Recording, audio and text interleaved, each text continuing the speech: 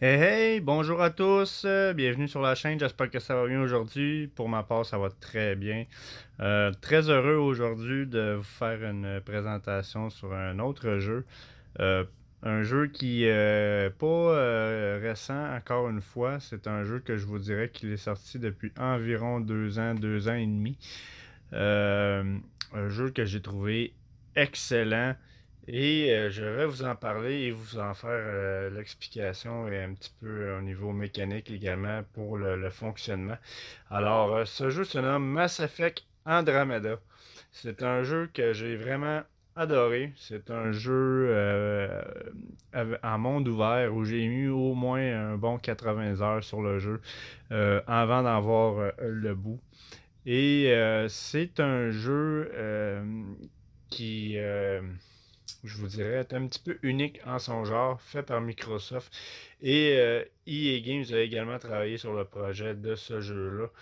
Je veux que vous sachiez que Mass Effect Andromeda vient d'une lignée, d'une trilogie qui a été faite dans le passé avec la Xbox 360. Alors, ça part de Mass Effect 1 à aller jusqu'à Mass Effect 3 ces trois jeux-là sont une histoire continue où ce sont trois jeux en monde ouvert où les décisions que vous prenez à force d'avancer dans le jeu, autant dans le premier qu'aller jusqu'au troisième, tous les choix que vous faites vont avoir un impact sur la suite.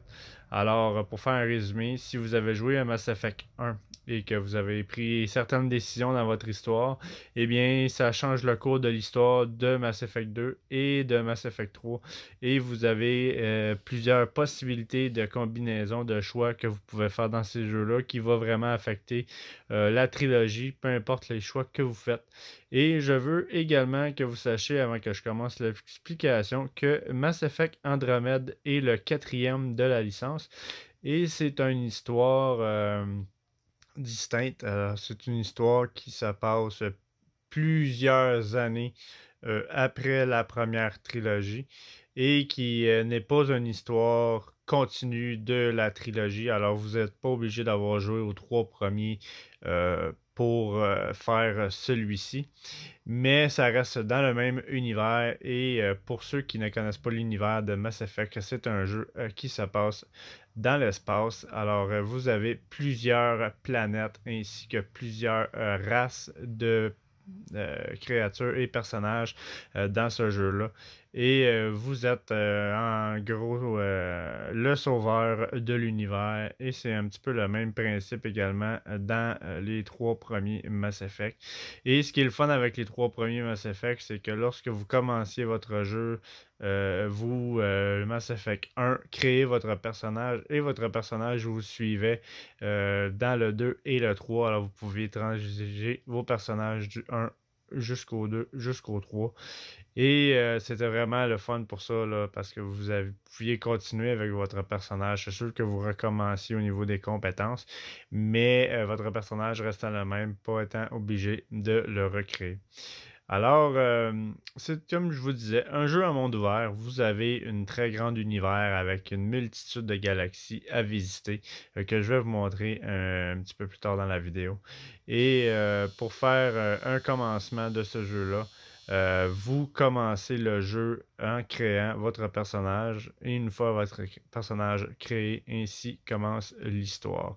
Alors bien évidemment, comme pour le même principe que les autres Mass Effect, à force d'avancer au début de l'histoire, vous avez votre vaisseau auquel vous en faites l'acquisition. Vaisseau qui peut être également modifié. Vous avez différents personnages à bord de votre vaisseau pour le faire fonctionner. Et à force d'avancer dans l'histoire également, vous allez rencontrer des personnages qui peuvent vous accompagner durant l'aventure avec vous en coop sur les planètes que vous allez visiter. Alors, je vais tout simplement commencer par vous montrer le menu Press Start. Alors, le menu Press Start ressemble à ceci. Alors, si on va dans le haut de l'écran à gauche, vous avez le nom de votre personnage avec le niveau. Parce que c'est un jeu où vous montez le niveau de votre personnage et que vous pouvez également monter vos armes, vos compétences, et ainsi de suite. Vous avez également juste à côté une limite d'objets que vous pouvez transporter. C'est un jeu où vous pouvez également looter du matériel. Alors, à force d'avancer, vous pouvez looter. Vous avez un inventaire qui est limité, que vous pouvez transporter. Également, c'est des choses que si vous avez en trop, vous allez rencontrer plusieurs commerces, plusieurs villes, plusieurs endroits sur les planètes où vous allez pouvoir vendre vos éléments inutiles.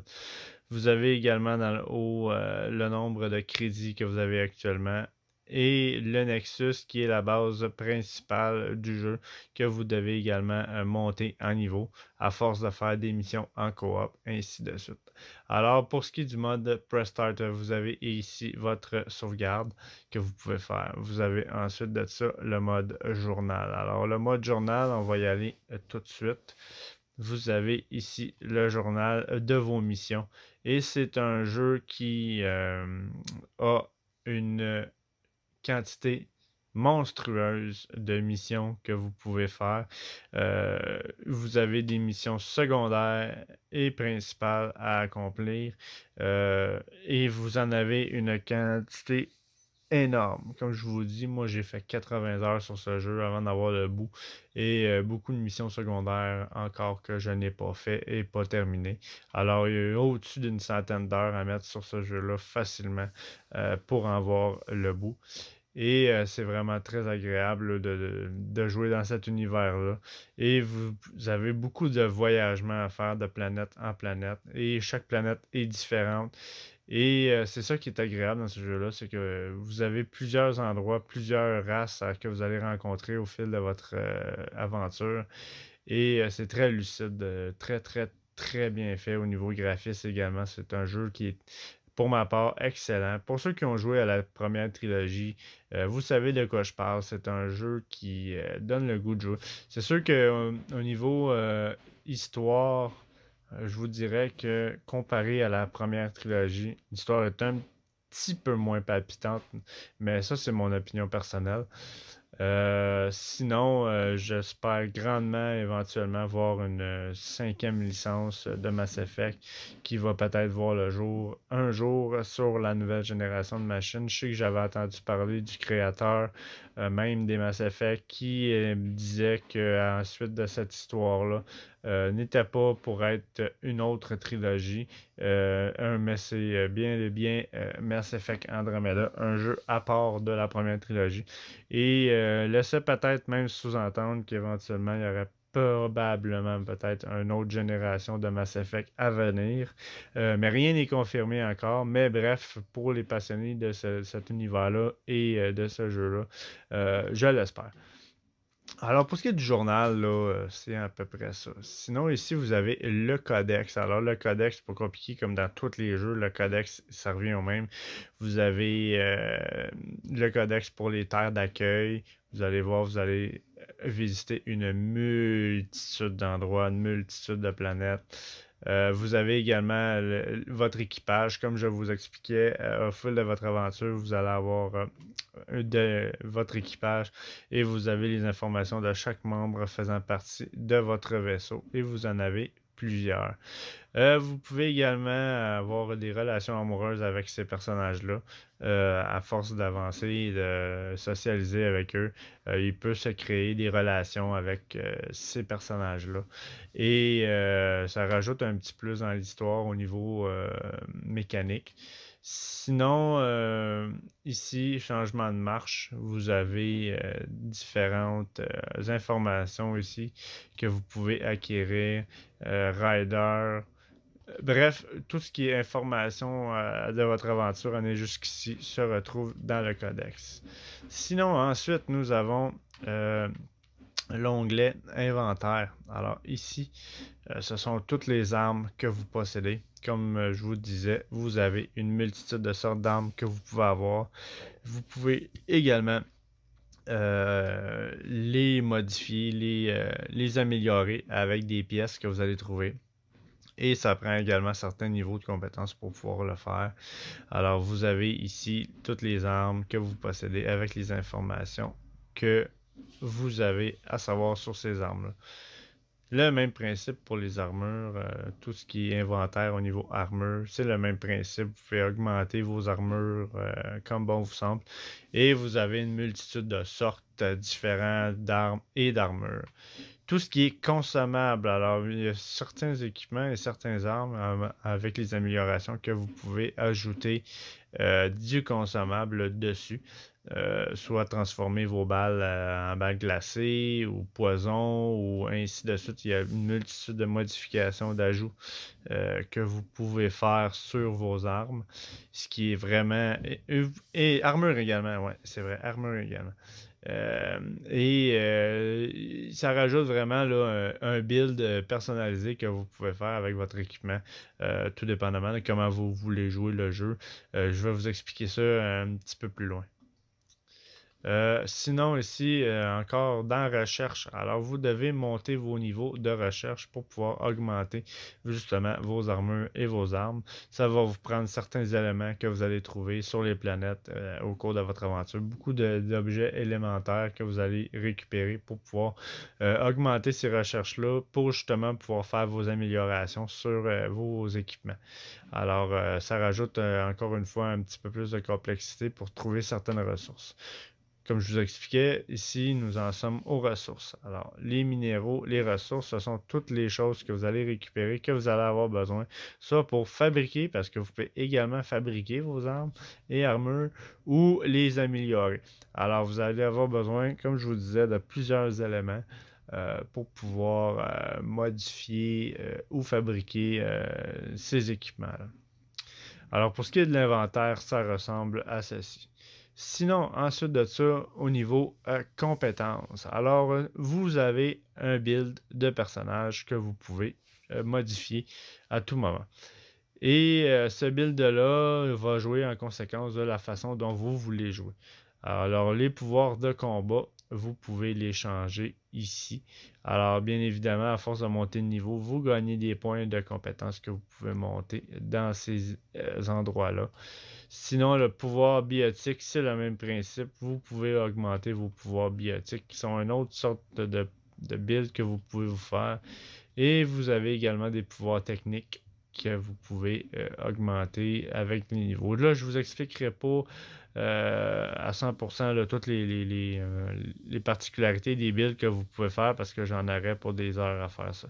Mais vous pouvez équilibrer votre style de personnage comme bon vous semble et vous placez vos points selon la façon dont vous voulez jouer et vous pouvez à tout moment changer comme vous pouvez voir dans l'équipement du bas les pouvoirs que vous voulez utiliser au quotidien pour avancer dans votre aventure.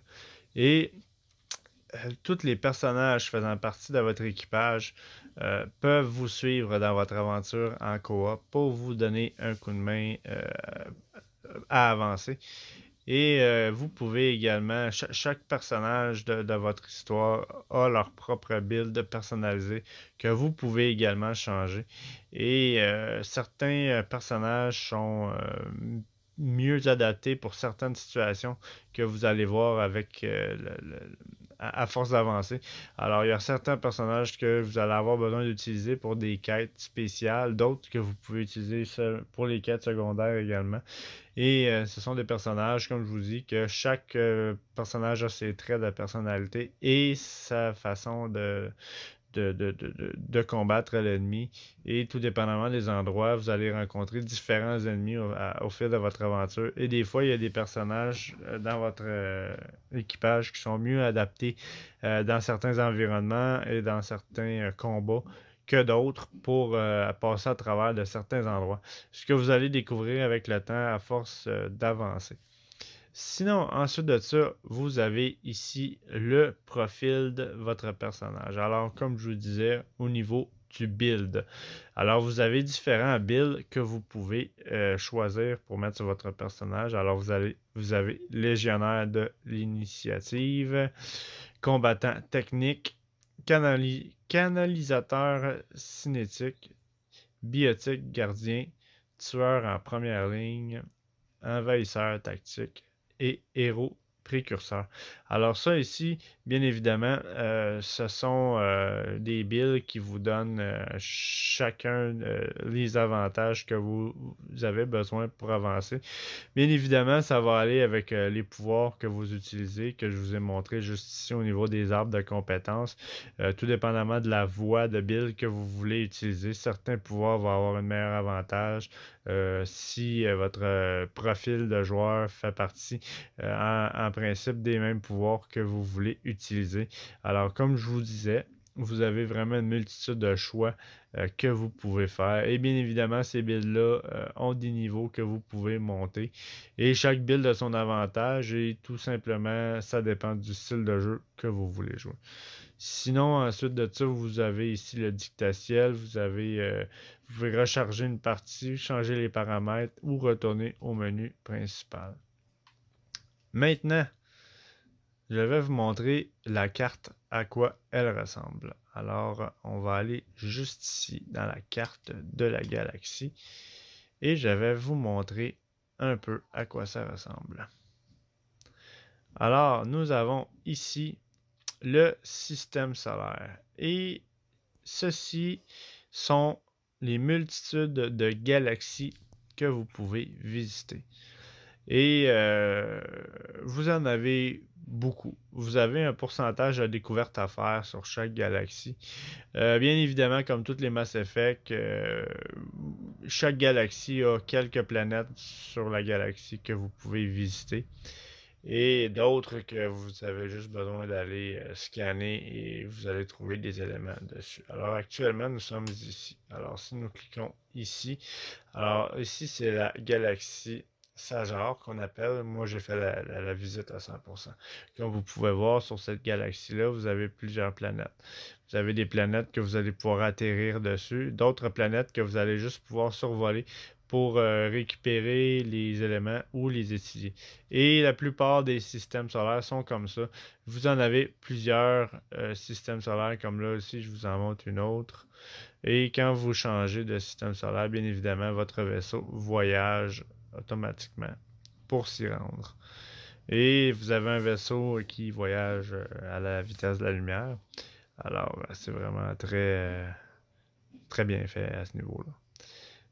Fait que nous sommes maintenant dans une autre galaxie que je vous présente. Et comme pour les autres, c'est le même principe. Vous avez des planètes auxquelles vous pouvez aller visiter. Et même des fois, vous allez trouver des anomalies isolées dans ce système-là, comme des vaisseaux abandonnés ou plusieurs satellites ou choses que vous pouvez trouver là, dans cette galaxie-là à force de vous y promener. Alors, au niveau de la map, je vous dirais que ça ressemble à ceci. Et je vous dirais que les majeurs, les galaxies majeures sont identifiées par couleur. Alors, vous avez des couleurs ici qui sont des galaxies majeures où vous avez des planètes que vous pouvez aller visiter, où vous avez des grandes villes à aller voir, où dans ces grandes villes-là, vous allez rencontrer plusieurs personnages, vous pouvez faire également du commerce. Alors, il y a beaucoup de planètes que vous pouvez aller visiter pour la ville où vous allez rencontrer beaucoup de missions secondaires que vous pouvez faire dans ces endroits-là. Et il y a plusieurs objets ou éléments que vous pouvez trouver et acheter sur certaines planètes que vous ne trouverez pas nécessairement ailleurs. Alors c'est vraiment très agréable de jouer un petit peu et de jongler dans les galaxies à ce niveau-là. Alors c'est vraiment un jeu très complet. Vous pouvez refaire le jeu de quelconque manière. Et c'est vraiment très le fun là, de voyager dans cette aventure-là. Vous avez beaucoup d'heures à mettre sans vous ennuyer. Et pour ceux qui ont joué aux trois premiers, vous connaissez un peu la mécanique. Alors ici, je vais également vous montrer un petit peu votre vaisseau, à quoi il ressemble. Vous pouvez également interagir avec chaque personnage qui fait partie de votre vaisseau.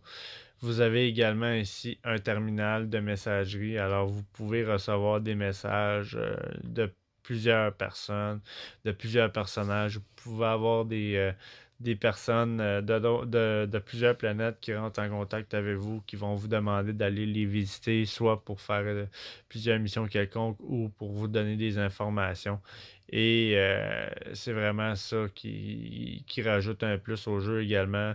Vous revenez dans votre vaisseau et tout d'un coup, hop, quelqu'un vous écrit: Ah, j'aurais besoin que vous venez me rencontrer, ou j'aurais une mission à vous confier ou quoi que ce soit. Et vous vous déplacez vers ces endroits-là pour aller rencontrer certains personnages avec qui vous pouvez interagir et faire des missions.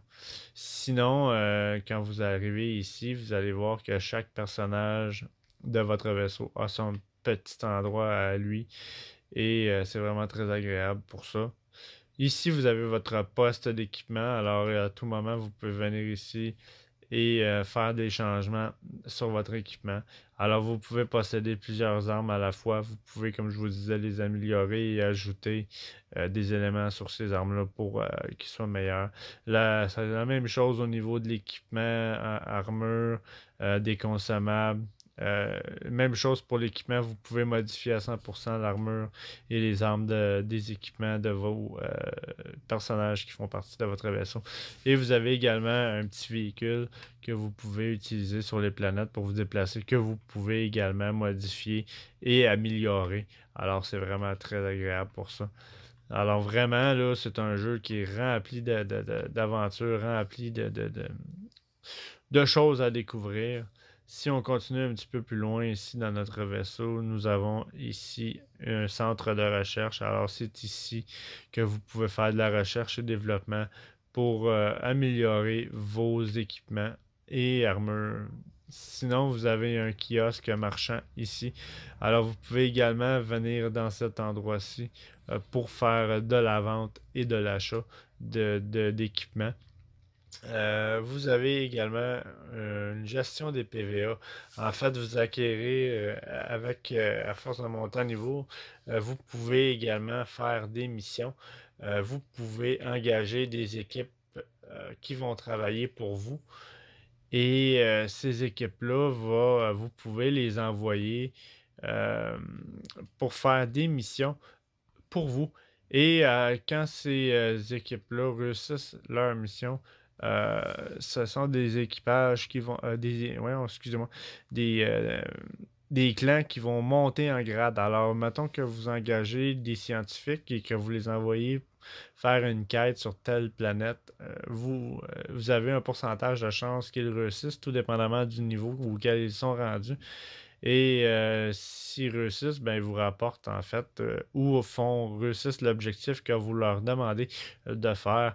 Alors vous avez ce plus-là qui s'ajoute également à votre aventure. Et ça vous permet aussi, avec ces clans-là que vous allez envoyer, euh, s'ils réussissent, va vous rapporter soit des crédits, soit des ressources, des éléments ou plusieurs choses que vous n'avez pas nécessairement besoin tout le temps d'aller chercher. Des clans peuvent aller le chercher pour vous si vous avez bien évidemment une bonne relation avec eux. Et alors, il y a cette option-là. Et vous avez des missions de groupe d'assaut. Les missions de groupe d'assaut, c'est un co-op online, en fait. Alors, comme je vous disais, ici, vous pouvez envoyer vos clans faire certaines missions. Et vous pouvez aussi les faire en coopérative avec des amis. Et à force d'accomplir plusieurs missions, vous en avez des nouvelles qui apparaissent, qui sont classées par niveau de difficulté. Alors, vous avez bronze, argent et or. Bien évidemment, bronze étant le plus facile, argent moyen et or le plus difficile. Plus que vous faites de missions de haut niveau, plus que c'est payant pour vous. Alors, il y a cette possibilité-là de faire un ajout à ce jeu pour rajouter encore plus du contenu. Alors bref, votre vaisseau ressemble à ça. Là, je vous le montrerai pas tout au complet parce que je veux pas tout vous spoiler. Je veux que vous découvriez le jeu euh, par vous-même. Mais c'est un jeu que je suggère fortement. Pour les fans de jeux à monde ouvert, vous en avez pour votre argent. Et ce jeu-là, présentement, n'est pas vraiment cher puisque ça fait quand même quelques années qu'il est sorti. Alors, c'était mon vidéo explicatif sur Mass Effect Andromeda. Ça me fait un grand plaisir de vous le présenter aujourd'hui et je vous suggère fortement d'y jouer pour ceux qui le connaissent un peu ou pour ceux qui ne le connaissent pas. Je vous le suggère et peut-être même que de faire ce jeu-là va vous donner peut-être le goût de faire les trois premiers. Qui sait? Ça, c'est si vous ne les avez pas déjà fait. Mais je vous redis encore une fois que vous n'avez pas besoin de faire les trois premiers pour faire celui-ci. Alors, je vous souhaite bonne aventure. J'espère que vous avez aimé la vidéo. Si c'est le cas, ne vous gênez pas à partager, liker, commenter. Et surtout, si vous avez aimé ma présentation, abonnez-vous à ma chaîne YouTube pour le prochain jeu que je vais vous faire découvrir. Alors, merci d'avoir pris le temps de regarder la vidéo. Je vous souhaite bonne fin de journée.